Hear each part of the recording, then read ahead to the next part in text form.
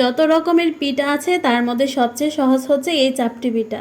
এই পিঠা খেতে যেমন মজা, বানাতেও কিন্তু অনেক সহজ। আসসালামু আলাইকুম ভিউয়ার্স, কেমন আছেন সবাই? আলহামদুলিল্লাহ, আমরাও অনেক অনেক ভালো আছি। সকাল থেকে ভিডিওটা শুরু করছি। আজকে সকালের নাস্তায় বানাবো চাপটি পিঠা আর মুরগির মাংসের ঝোল। সকাল সকাল আপনাদের ভাইয়া একটা মুরগি নিয়ে আসছে আর আমি তাই কাটছি। আগে মুরগির মাংসটা রান্না, তারপর বানাবো চাপটি পিঠা। আগে আমি সকালবেলা ঘুম থেকে উঠেই চাউল ভিজিয়ে রেখেছি, যে চাউল ভিজতে ভিজতে এদিকে আমার মুরগিটা কাটা হয়ে যাবে।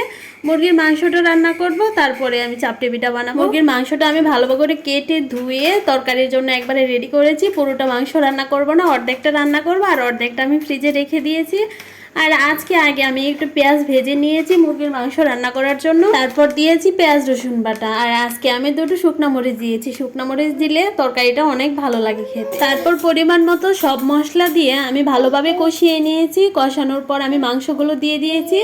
আর এখানে কলিজা রেখে দিয়েছি। কলিজা আমি পরে দিই, যখন মাংসটা ভালো করে কষানো হয় তারপরে দিই। আর মুরগির মাংস রান্নার সময় কলিজা পরে দিলে কিন্তু তরকারির কালারটা ভালো আসে। আর আগে যদি কলিজাটা দেওয়া হয় তাহলে তরকারির মধ্যে কলিজাটা গলে কেমন জানি একটা কালার আসে, তখন সেটা আমার কাছে ভালো লাগে না।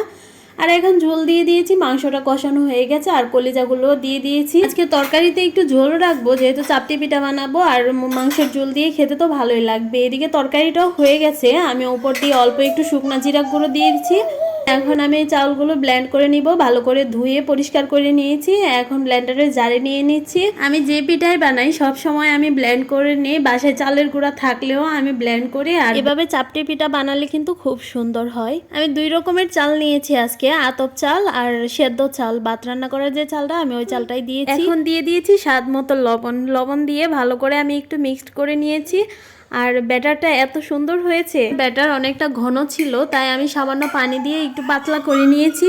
আর পিঠার ব্যাটারটা যত পাতলা করবেন চাপটি পিঠাটাও ততটা পাতলা হবে আর খেতেও অনেক মজা লাগে আর মুচমুচে হয়। পিঠাটা হয়ে গেছে, আমি ঢাকনা উঠিয়ে 20 সেকেন্ডের মতো রেখেছিলাম। আর এখন পিঠাটা মুচমুচে হয়ে গেছে, কড়াই থেকে আপনা আপনি উঠে গেছে আর অনেক মুচমুচে হয়েছে পিঠাটা। দেখতেই তো পাচ্ছেন কতটা সুন্দর হয়েছে চাপটি পিঠা। এই পিঠা বানানোর জন্য আজকে আমি অন্য কোনো কড়াই ব্যবহার করিনি, প্রতিদিন যে কড়াই রান্না করি সেটি ব্যবহার করছি। তার আগে কিন্তু আমি আরো 3-4টা পিঠা বানিয়েছি, আপনাদের শুধু এই 2টা পিঠা দেখিয়েছি। শেষেরটার মধ্যে আমি আবার একটু হলুদ মিক্সড করেছি, যে আমি 2টা কালারই দেখি কোনটা বেশি ভালো লাগে, তবে হলুদ কালারটা বেশি ভালো লেগেছিল। এই যে দেখছেন আমি হাত দিয়েই কিন্তু উঠিয়ে ফেলতে পেরেছি। যত রকমের পিঠা আছে সবচেয়ে সহজ পিঠা হচ্ছে চাপটি পিঠা। আমরা নাস্তাটাও খেয়ে নিচ্ছি আর আজকে দুপুরবেলা তেমন কিছু রান্না করব না।